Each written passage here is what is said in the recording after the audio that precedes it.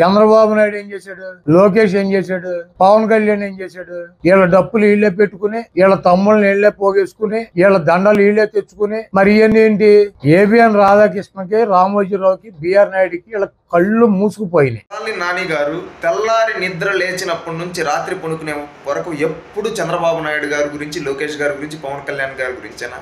ఈరోజు నువ్వు సొంత డబ్బాలు కొట్టించుకుంటూ సొంతంగా పాలాభిషేకాలు అంటే పిచ్చెక్కిపోయిందేమో బహుశా నీకు, మీ నాయకుల్లాగా ఈరోజు పిచ్చెక్కిపోయి మీరు చేసుకుంటూ ఈరోజు చంద్రబాబు నాయుడు గారి పని పడాడిస్తావేంటి?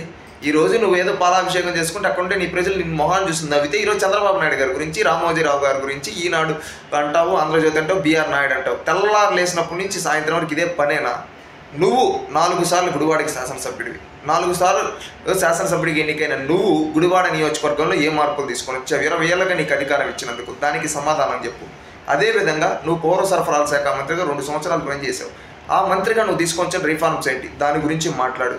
నువ్వు ఒక బాధ్యత గల 4 సార్లు శాసనసభ్యుడు కదా, నువ్వు ఎలా మాట్లాడాలో ముందు నేర్చుకో, భాష మార్చుకో.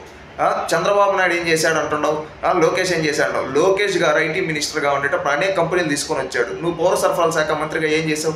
చంద్రబాబు నాయుడు గారు ముఖ్యమంత్రిగా అనేక రీఫార్మ్స్ తీసుకొని వచ్చి తెలుగు నేలపైన ఎంతోమంది యువతకు ఉపాధి ఉద్యోగ అవకాశాలు చూపించాడు. నువ్వేం చేసావు? దానికి సమాధానం చెప్పు. ఏమన్నా అంటే పవన్ కళ్యాణ్ అంటావు. ఏంటిది? నువ్వు చేసింది చెప్పుకోవయ్యా. చేసింది చెప్పుకునేదిలాక ఈరోజు దిగజారుడు మాటలు. ఇంకొకసారి ఇలాంటి మాటలు వద్దుకోవడాలి నాని గారు. రాష్ట్ర ప్రజలు మీ నుంచి ఇలాంటి దిగజారుడు మాటలు కోరుకోవటం లేదు. మీరు చేసిన అభివృద్ధి, మీరు చేసిన పనులు ఏమన్నా ఉంటే చెప్తే చూడాలన్నారు, లేకపోతే ఓటు అనే ఆయుధంతో మిమ్మల్ని గద్దె దించడానికి సిద్ధంగా ఉన్నారు.